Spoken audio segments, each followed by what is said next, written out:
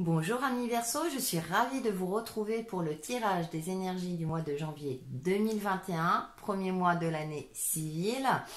Et donc ce tirage va concerner votre signe solaire, votre ascendant et votre signe lunaire. Il est toujours intéressant de regarder le tirage de ces ascendants pour avoir un complément d'interprétation. Allez, on commence de suite pour la tendance générale avec l'oracle Outre Chimère. Et en première carte, nous avons la tisseuse, le piège. Et en deuxième carte, nous avons la cavale du temps, l'attente. Alors pour vous, amis Verseau, ça va être un mois de vigilance. Ça va être un mois où il va falloir faire attention à ne pas vous précipiter dans une situation parce que vous voulez peut-être que les choses aillent trop vite et du coup ça peut vous mettre dans une situation où vous allez vous sentir piégé. Ça peut être aussi par rapport à vous-même de cultiver des pensées d'optimisme parce que peut-être que vous êtes dans une cogitation qui vous enferme dans quelque chose où vous ne voyez pas de solution. Donc durant ce mois de janvier, essayez de prendre du recul, de réfléchir avant d'agir pour pouvoir avancer. Avec la cavale du temps, on a le mot-clé l'attente également, on a cette notion de temps. Il y a un temps pour agir, il y a un temps pour réfléchir. Donc, à vous de faire en sorte, durant ce mois de janvier, d'essayer d'être le plus serein possible et de ne pas vous précipiter. On va voir les différents domaines. Donc là, c'est le développement personnel et spirituel. Donc, on commence avec le tarot akashique que je prends en oracle. Et nous avons la reine des parchemins. Alors, la reine des parchemins, il y a le savoir divin, un savoir... on voit, elle est lumineuse, elle tient le parchemin. La solution est en vous ou par rapport à votre famille d'âme, par rapport à l'au-delà, par rapport à vos guides spirituels. Si vous cherchez une réponse, elle est en vous. Vous pouvez vous connecter à vos guides qui peuvent vous apporter des réponses si c'est le cas. Donc durant ce mois de janvier, cultivez votre connexion avec les énergies divines en fonction de vos croyances pour justement éviter de tomber dans des pièges où vous précipitez par rapport à une situation, un projet ou autre. Justement prendre le temps de ce temps-là pour vous, de vous connecter à votre intérieur pour éventuellement avoir soit des réponses ou un éclaircissement. Ensuite, avec le tarot des chakras, nous avons le 3 de coupe. Il y a cette énergie lumineuse, cette vitalité, le chakra solaire. On a, moi je vous parlais de famille d'âme, et bien ça m'est confirmé avec le 3 de coupe, cette famille de cœur aussi. Alors ça peut être aussi des personnes sur Terre avec qui vous pouvez parler de vos croyances, vous partagez les mêmes idées, on va dire, de développement personnel, même si elles sont différentes, justement pour vous apporter peut-être des points de vue différents, pour vous permettre d'élargir votre angle de compréhension par rapport à vous-même notamment. En deuxième carte, nous avons l'As de denier. C'est intéressant parce qu'on retrouve cette vitalité.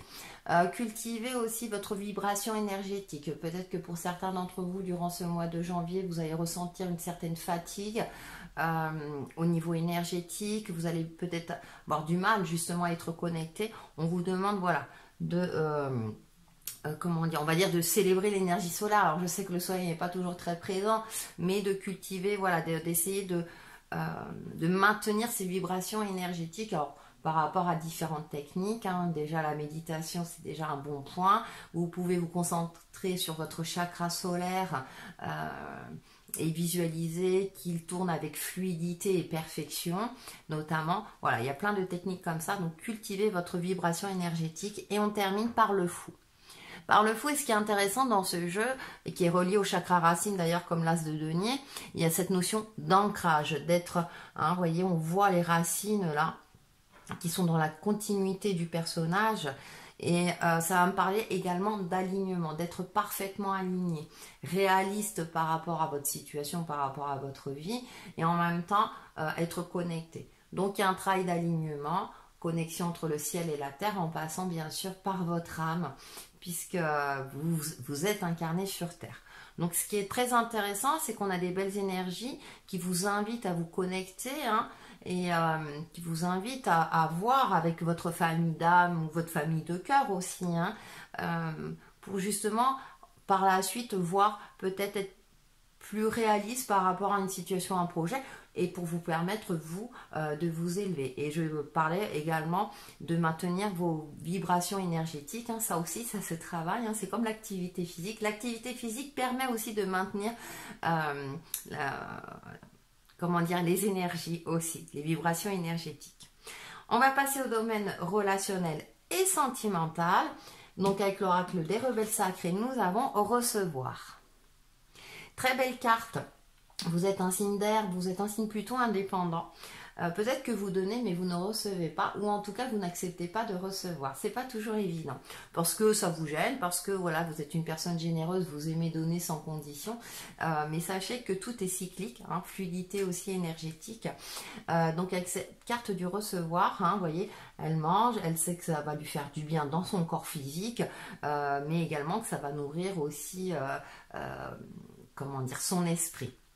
Ça nourrit et le corps physique et l'esprit. Donc apprenez à recevoir. On va aller un peu plus loin avec l'héritage du tarot divin. Donc en première carte, nous avons la reine de coupe. En deuxième carte, le roi de coupe. On a le couple. Couple. Et en dernière carte, nous avons la 6 d'épée. Très intéressant parce que là, le domaine sentimental ressort. Alors bien sûr, ça ne va pas concerner tout le monde. Mais pour moi, dans le domaine relationnel en général, ça va me parler de votre relation à l'autre. C'est-à-dire qu'avec cette carte de recevoir, effectivement, peut-être que vous ne voyez pas ou vous ne voyez plus la bonté chez les autres ou ce qu'on peut vous apporter. D'accord?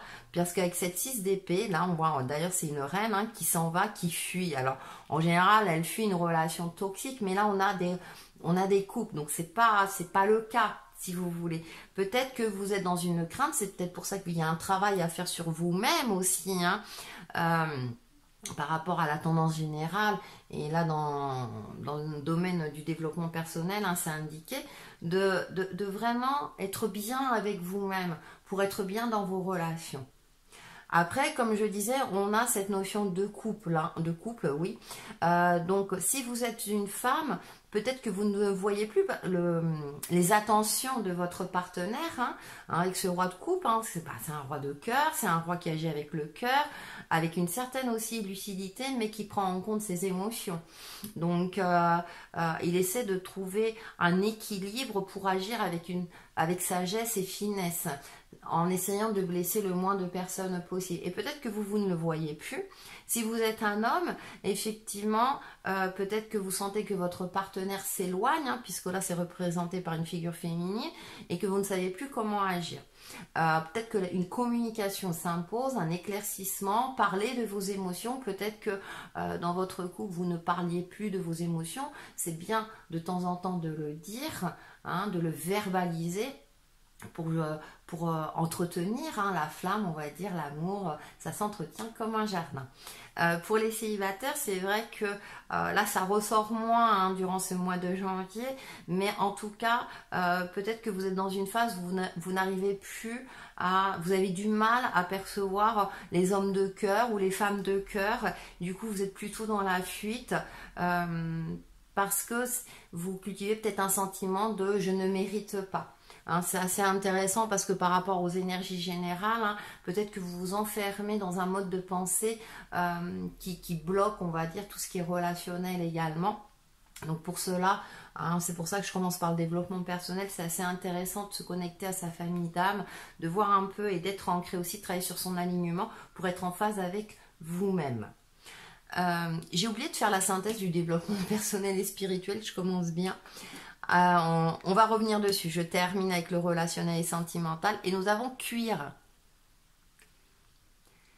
Parce que je sais que mes guides me protègent, cela me permet de profiter pleinement de cette aventure qu'est la vie. Et je vous disais, hein, de vous connecter à vos guides pour justement être en accord avec vous-même pour que dans vos relations, ça puisse être beaucoup plus harmonieux. Je reviens à la synthèse du développement personnel et spirituel. Donc là, on a le chakra de la communication, justement. Vous voyez, c'est intéressant. Tout est lié, hein, même si on travaille par différents domaines. Tout est lié, comme en forme d'œuf, quelque chose en gestation, une communication. On va voir. Retrouver sa vérité intérieure. J'ouvre mon cœur et découvre toute vérité bonne pour moi. Ma personnalité me mène sur le chemin de l'ombre. Mon centre me guide vers la lumière. Je ne me cache plus derrière la façade de mon ego. Je suis libre et authentique. Je renoue avec le moi réel. Je suis à l'écoute de mes vrais besoins, ceux de mon âme. Je me réalise dans la confiance et avance d'un pas ferme vers ma liberté intérieure. Vous voyez ? Et c'est intéressant parce que, comme je ne l'ai pas tiré de suite par rapport au relationnel et développement personnel, je trouve que ça résume bien les deux domaines. On va terminer par le domaine professionnel et financier, donc avec le tarot de Gaïa. C'est ça, le tarot des rêves de Gaïa. Nous avons un 3 de terre. On cultive, on a cette notion de sacrifice, je ne sais pas si vous voyez bien, là, il y a du sang qui est déversé. On voit les fleurs autour, on voit ce petit écureuil là qui récolte les glands. Il y a cette notion de...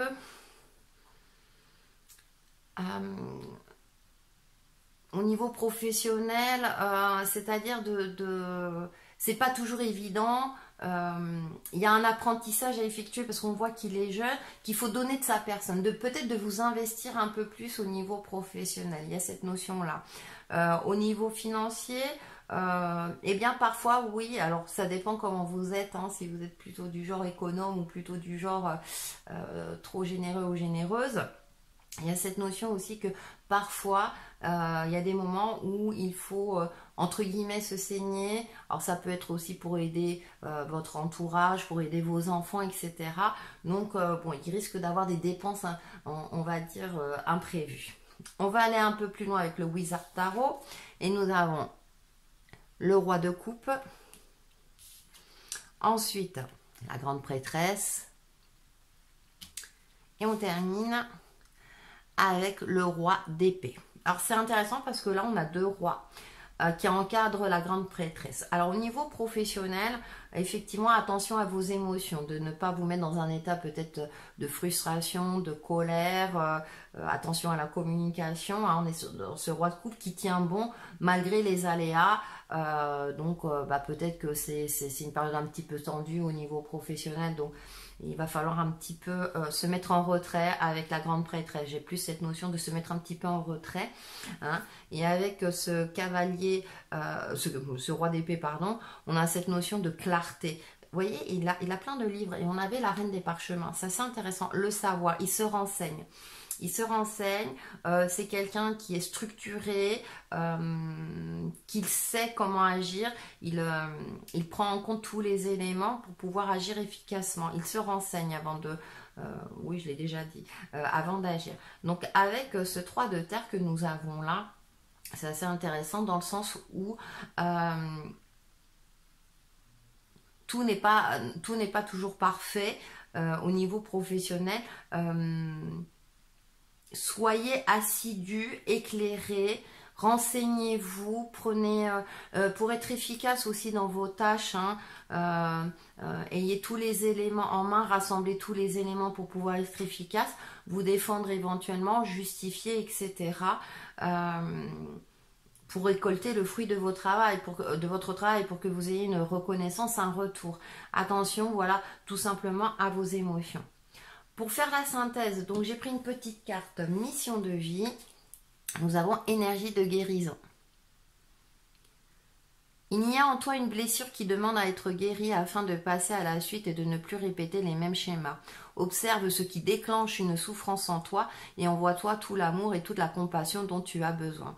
C'est intéressant parce que vous voyez, dans retrouver sa vérité intérieure, énergie de guérison, par rapport aux différents domaines, tout est lié. Donc il y a un travail, hein, comme je le disais, durant ce mois de janvier, pour vous, un travail intérieur pour être en phase aussi bien avec vous-même qu'avec les autres, faire preuve de patience, agir en son temps, hein, pour vous permettre justement d'évoluer avec sérénité. Et pour vous aider dans tout cela, une petite carte prière aux anges et nous avons, purifiez vos vibrations, Archange Métatron ou autre, hein, comme d'habitude. Merci Métatron de purifier mon champ énergétique. Voilà, comme ça vous repartez sur des bases saines et tout ira bien pour vous, amis Verseau. Voilà pour vos énergies de ce mois de janvier. Et on se retrouve très très vite sur ma chaîne Texi et Chemin de Vie. Bye bye.